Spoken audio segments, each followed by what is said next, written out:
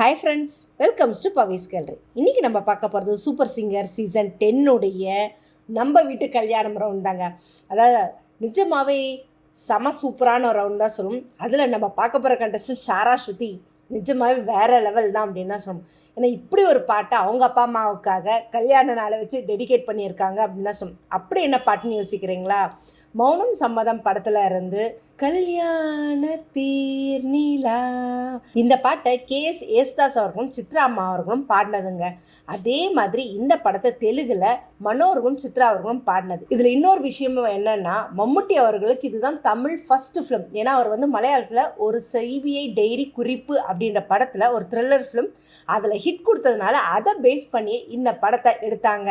நிஜமாக ஒரு பெரிய ஹேட்ஸ் ஆஃப் தான் சொல்லணும். நிஜமாக இந்த மாதிரி ஒரு சாங் ஸ்டேஜில் பாடுறதுன்றது அவ்வளோ அசாதாரண விஷயம் கிடையாது. ஏன்னா எஸ்தாஸ் அவர்களுடைய வாய்ஸும் சரி, சித்ராமா வாய்ஸும் சரி, மேல் போர்ஷன் ஃபீமேல் போர்ஷன் ரெண்டுத்தையும் சூப்பராக பாடியிருக்காங்கன்னு தான் சொல்லணும். ஆக்சுவலாக அவங்க அம்மா கேட்டதுக்கு வாழ்க்கையில் ரொம்ப ஒரு பெரிய முக்கியமான விஷயம், வேறு ஃபங்க்ஷனுக்கு அதுக்கெல்லாம் போகிறப்போ நம்ம நிறைய மிஸ் பண்ணிட்டோம் அப்படின்னு சொல்லிட்டு அவங்க ஃபீல் பண்ணி சொல்லும்போது சித்ராமா அதுக்கு என்ன இப்போ பண்ணிட்டா போச்சுன்னு சொல்லி மாலை போட்டு கைக்கு மோதிரம் போட்டு மெட்டி போட்டு விட்டு நிஜமாகவே அந்த ஒரு நிகழ்ச்சியெல்லாம் பார்க்கும்போது அவங்களுக்கு நம்ம இழந்த விஷயங்களை திரும்ப ஒரு ரீபேக் கொண்டு வராங்க அப்படின்னும் போது ரொம்பவே ஒரு சந்தோஷம் தரக்கூடிய விஷயம் தான் சொல்லணும். இதில் சாராவோட அம்மா சொன்னால், நீங்கள் வாழ்த்துல பார்க்கும்போது எனக்கு எங்கள் அம்மாவோட ஞாபகம் தான் அப்படின்போது அதுக்கு என்ன வாழ்த்திட்டா போச்சுன்னு சொல்லி 16 செல்வங்களும் பெற்று பெருவாழ் வாழணும் அப்படின்னு சொன்னது மட்டும் இல்லைங்க.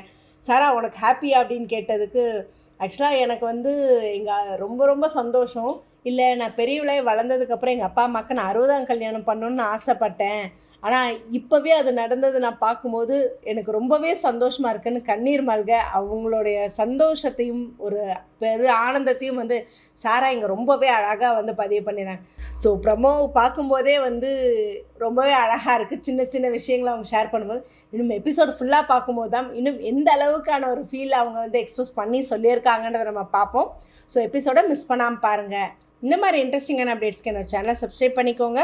பக்கத்தில் இருக்க பெல் ஐக்கானும் கிளிக் பண்ணிக்கோங்க, நோட்டிஃபிகேஷன் மிஸ் பண்ணாமல் இருக்கிறதுக்கு.